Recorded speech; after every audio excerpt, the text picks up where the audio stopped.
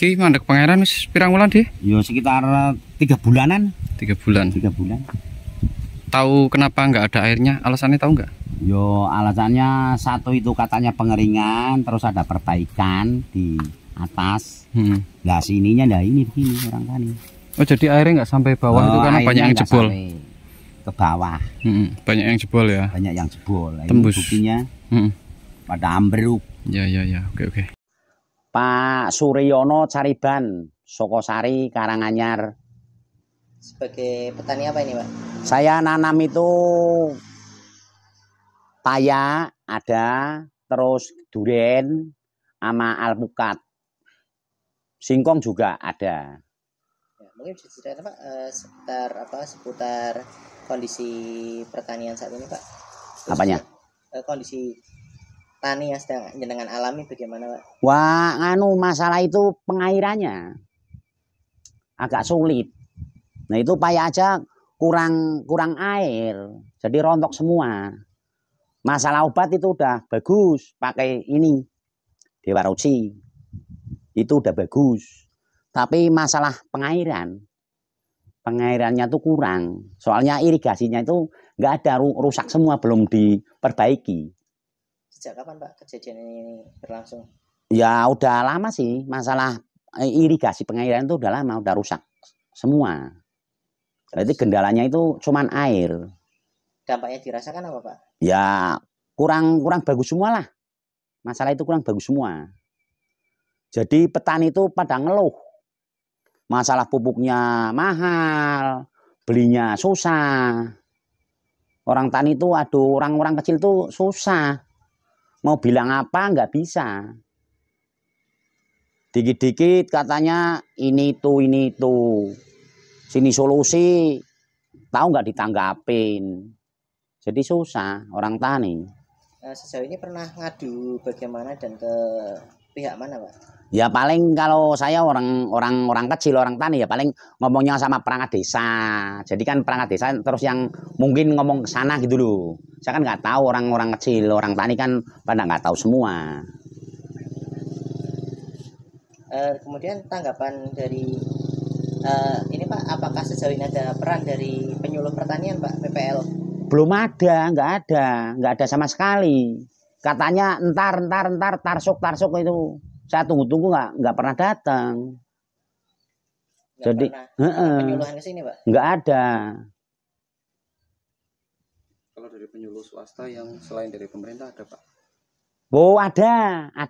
Itu ada, malah teman saya itu dari Kecamatan Wonopringgo, iya Kecamatan Wonopringgo, malah saya dikasih obat, suruh nyemprot, suruh rutin, alhamdulillah bagus bekas semprotannya itu. Tapi lah itu airnya nggak ada air. Zaman sekarang ini apalagi ini pas kemarau, waduh sakit orang tani, puyeng semua. Malah padinya kemarin belum masanya dipotong, soalnya nggak ada air. Jadi harga kan mengurang. Begitu Pak. Harganya gimana Pak? Apanya? Harga padi. Wah, kalau harga padi kemarin itu ya lumayan lah. Imbang gitu, imbang. Tapi cuman kemarin aja, tapi ntar besok saya nggak tahu. Nah itu soalnya pupuknya itu susah. Kalau bisa tuh pemerintah itu ngasih solusinya itu gimana gitu loh, biar orang tani beli itu gampang. Harapannya gimana Pak kepada pemerintah Pak? Lah itu saya mau pokoknya pemerintah tolong ke kampung-kampung atau ke desa-desa disurvei dulu gimana lapangan, medannya gimana, pengairan, irigasi, jalan. Harusnya begitu pemerintah itu. Saya kan orang kecil jadi nggak tahu.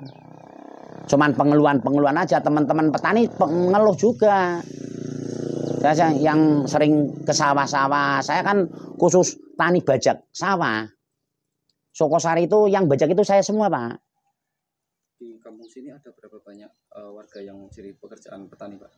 Walah ya banyak yang cerita-cerita itu, banyak yang pengeluh-ngeluh itu banyak. Masalah ini malah kurang kerjaan, kurang alat-alat berat buat bajak sawah itu kurang. Kalau bisa malah minta bantuan yang traktor yang pakai remote apa pakai apa yang bisa didudukin bisa jalan sendiri itu Pak.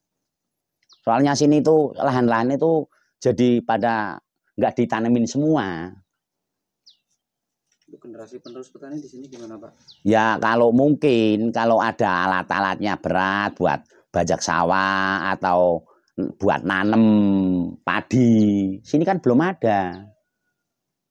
Ya mohonlah pemerintah tolonglah terjun ke kampung-kampung, ke desa-desa biar tahu keadaan desa itu gimana. Petani itu pengeluarannya apa aja gitu. Selama ini udah pernah mendapat bantuan atau apa istilahnya program-program dari pemerintah belum? Udah tapi cuman Alkon berapa biji. Dibantu katanya traktor tapi nggak sampai ke desa. Tahu dimakan siapa saya nggak tahu. Ada bantuan tapi nggak sampai ke desa. Sudah pernah mengajukan bantuan-bantuan berarti Pak? Ya sudah, tapi katanya iya tarsuk-tarsuk. Udah gitu. Setahu saya begitu. Terus yang diinginkan lagi di sini tanaman-tanaman yang cocok di lingkungan sini apa aja Pak? Ya lingkungan sini yang cocok, sengon ya cocok. Apa aja cocok semua Pak. Cuman lah itu satu masalah pupuk. Pupuk ureanya. Terus obat-obatannya ya mahal. Jadi orang tani itu kalau nggarap tani itu kalau dijual itu dikembalikan lagi buat ngerawat itu impas, pas-pasan. Gitu, Pak. Pak, lahan yang dikelola Bapak sekarang luasnya berapa Pak semuanya Pak? Semua berarti 3 hektar. Tanaman duren, alpukat, dan payak sama jagung. Padi ada Pak? Padi ada, tapi alhamdulillah udah panen. Cukup itu dulu. Terima kasih Pak Ridwan. Ya, sama-sama, Pak. Ya, sebenarnya dengan Pak siapa dan selaku apa?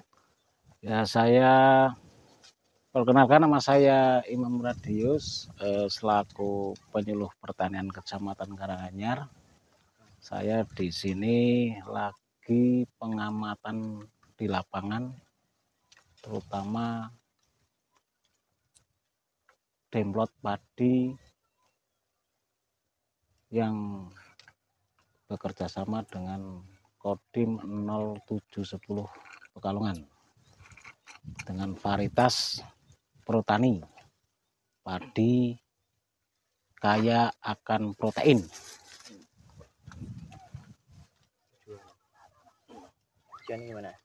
Jadi tujuannya kita mengadakan demplot dengan kerjasama dengan Kodim 0710 Pekalongan, yaitu yang pertama mengedukasi petani, di antaranya bagaimana teknik budidaya tanaman padi secara baik dan benar. Selanjutnya petani itu biar mengenal produk-produk padi unggulan lainnya di samping yang dikeluarkan oleh pemerintah. Mungkin bisa diceritakan ini kemarin tanam kapan dan sekarang kondisinya bagaimana? Kemarin tanam bulan September. September apa Agustus Mas? Sekitar ini sudah 45 hari ya. Ya. 45 HST. Ya sekitar umurnya 45 hari lah. 45 hari setelah tanam. Ya, diceritakan mungkin perkembangannya secara umum.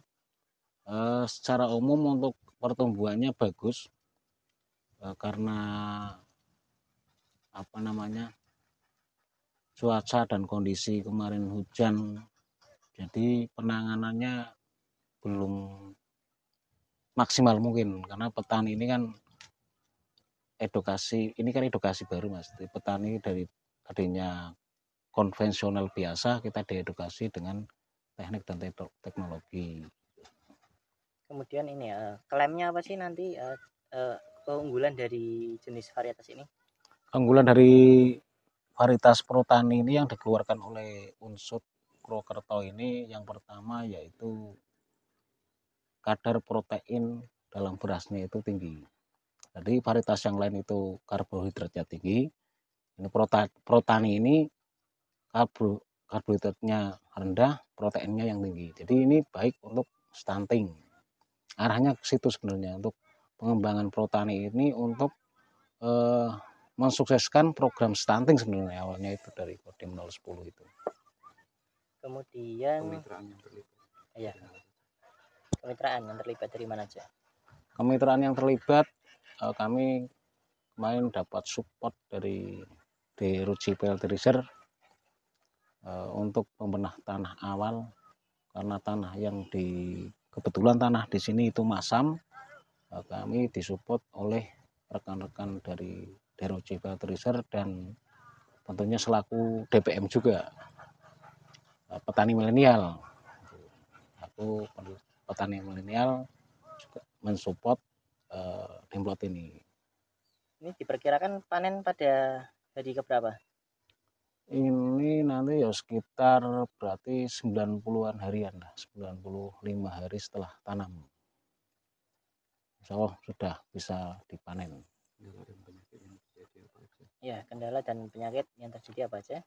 Kendala dan penyakit ini terserang hawar daun atau yang disebut juga kresek, karena kemarin terjadi hujan malam, petani telat penanganan sehingga terjadi kresek. Yang keduanya ini terjadi hama putih palsu, terserang hama putih palsu.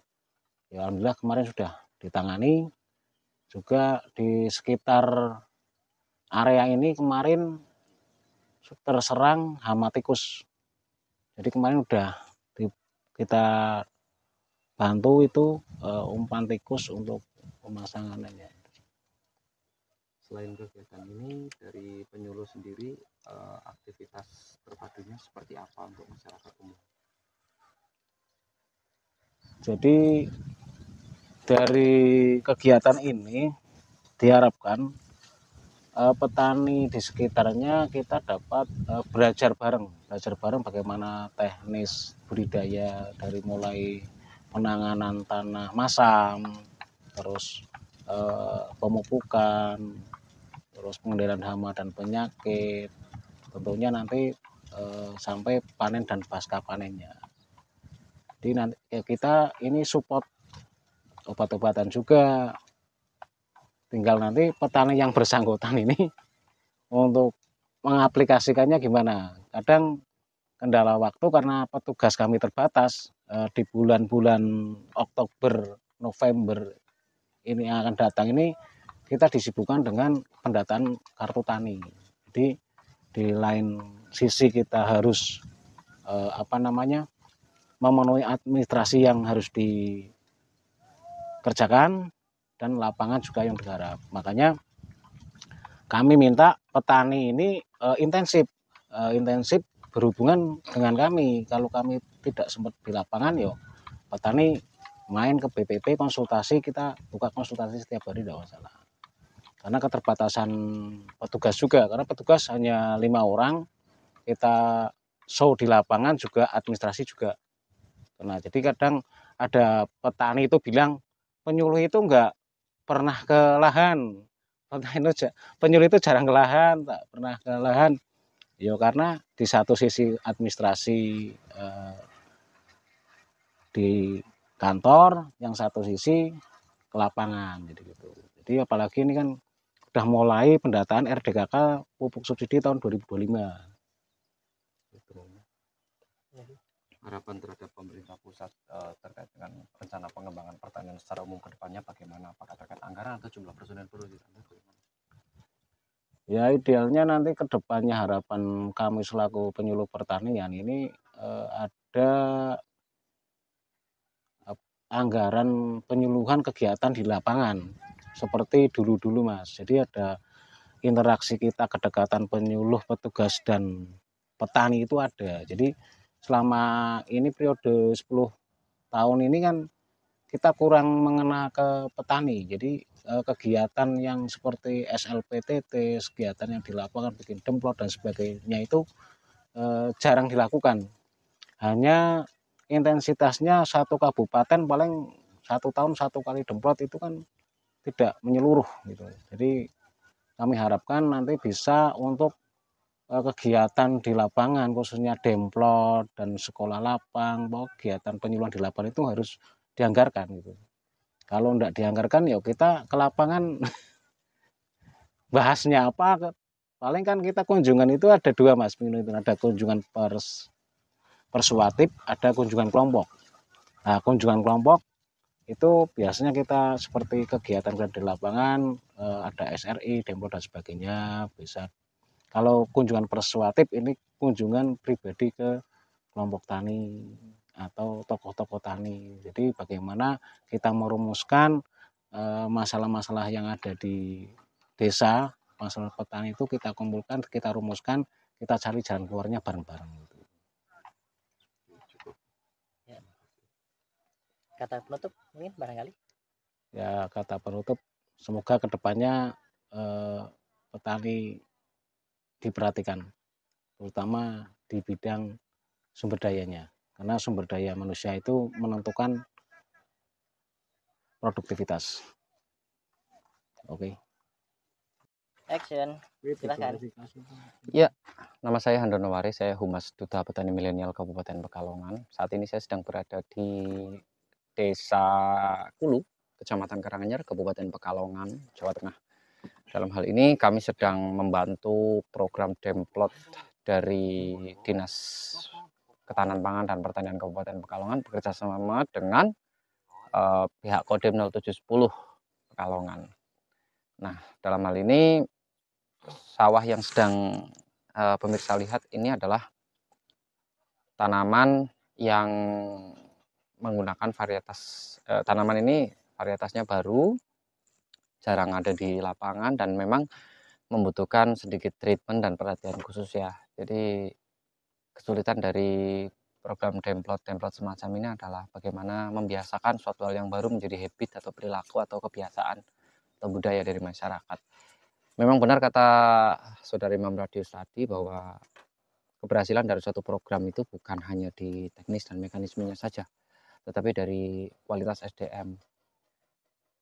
Pun dengan faktor hambatannya juga seperti kerusakan dan gangguan, juga salah satu faktor penentu keberhasilan adalah di kualitas SDM. Human error itu sangat mempengaruhi. Jadi semakin besar tingkat error dari unsur manusianya itu juga mempengaruhi keberhasilan juga. Seperti ketidaktaatan terhadap SOP, standar operasional prosedur, juga kurang pahamnya dengan metode aplikasi, waktu, dan juga dosis dari zat-zat dan mineral yang harus diaplikasikan, baik itu pestisida maupun nutrisi ya. Jadi kesulitan kita saat ini sebagai agen perubahan, sebagai teman-teman yang ditugasi untuk membantu pemerintah, itu adalah bagaimana menanamkan pola pikir yang baru dan lebih produktif kepada masyarakat, terutama petani itu sendiri. Tanpa adanya pola pikir yang baik, niat yang baik untuk berubah, maka transfer teknologi dan transfer pengetahuan itu akan sulit. Tentunya itu akan berpengaruh langsung dengan hasil output pertanian kita.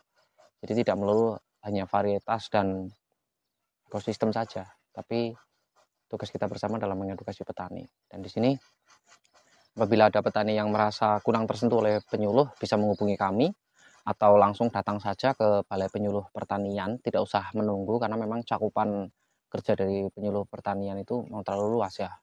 Satu orang 2 desa, sedangkan satu desa itu ada yang 25 hektar, ada yang sampai 100 hektar, bahkan ada yang sampai 500 hektar. Nah, maka dari itu ya mohon kerjasamanya untuk semua pihak, pemerintah, masyarakat, dan pihak swasta seperti perusahaan kami juga itu ya, untuk bersinergi bersama-sama membangun pertanian dan lebih bisa mengurangi ego atau prinsip yang mungkin kurang sesuai untuk dikembangkan saat ini. Jadi lebih baiknya ya kita bareng-bareng ke lapangan, dan juga jika semua program ini didukung dengan kebijakan yang baik seperti ruang lingkup LP2B, undang-undang juga semuanya, insya Allah nanti kalau semua pihak mendukung ya produktivitas panen akan meningkat. intinya dari semua ini adalah target kita bersama meningkatkan produksi, menurunkan beban biaya produksi. Semoga masyarakat bisa semakin mandiri dengan banyaknya program-program pelatihan dan pembinaan seperti ini. Itu saja dari kami. Terima kasih. Baik Pak, sebenarnya dengan Pak siapa dan selaku Bapak? Perkenalkan, saya Sutanto selaku Kepala Bidang Prasarana Sarana dan Penyuluhan di DKPP Kabupaten Pekalongan. Silahkan Pak.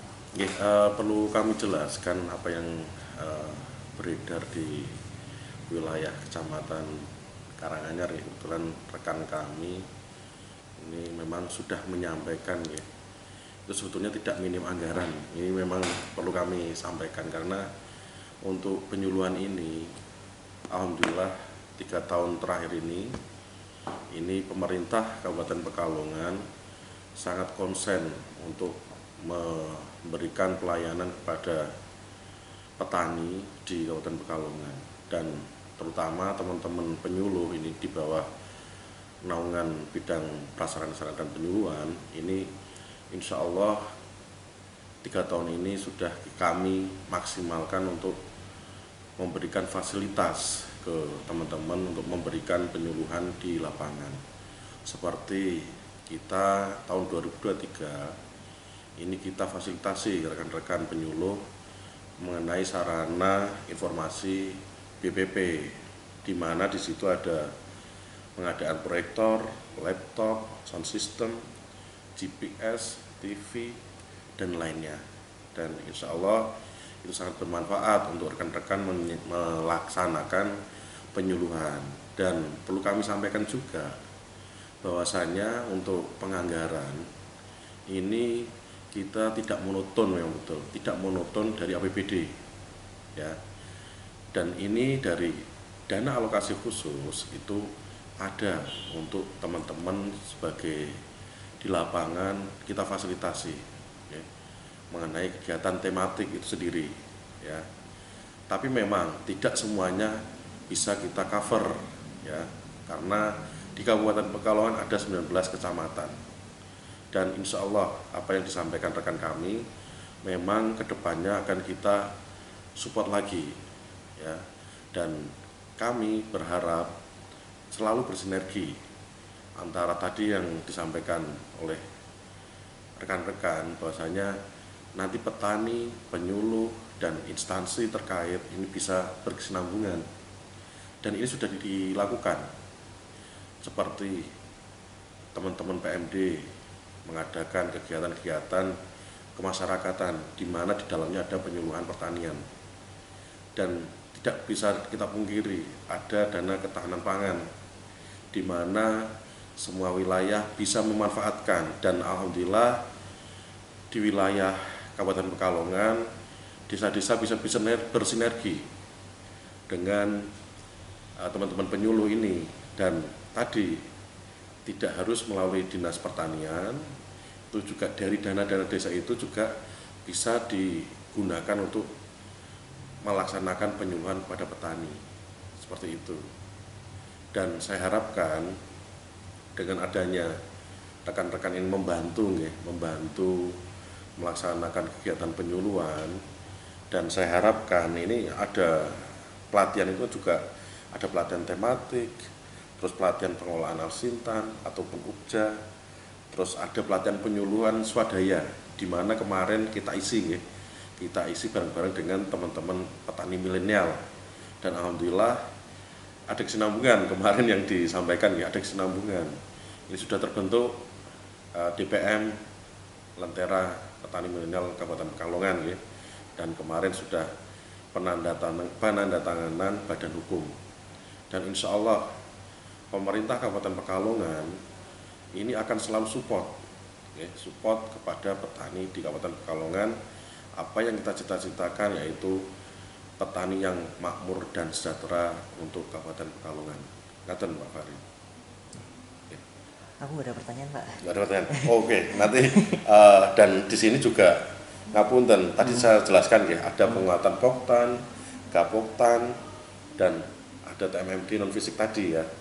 Ini insya Allah kita dorong untuk petani, dan rekan-rekan penyuluh ini tetap semangat karena memang Pemkab selalu akan support teman-teman penyuluh itu, dan saya harapkan kita harus tetap kompak memberikan penyuluhan di petani dan sebisa mungkin secara persuasif, mungkin demplot, dan insya Allah kita selaku Pemkab Kabupaten Pekalongan akan mensupport penyuluh dalam melakukan penyuluhan ke petani kita. Oke. Dan saya harapkan kekompakan penyuluh, terus pemerintah Kabupaten Pekalongan sendiri, yang dimana penyuluh ini juga pemerintah Kabupaten Pekalongan mewakili representatif ke desa tadi. Dan alhamdulillah banyak rekan-rekan penyuluh yang sudah bersinergi dengan desa-desa sehingga melakukan penyuluhan dengan dibiayai oleh dana desa itu sendiri dari ketahanan pangan. Dan insya Allah saya harapkan masyarakat, khususnya petani kita, ini bisa mewujudkan petani yang makmur dan sejahtera. Mungkin itu Mas Fahri. Terima kasih. Assalamualaikum warahmatullahi wabarakatuh.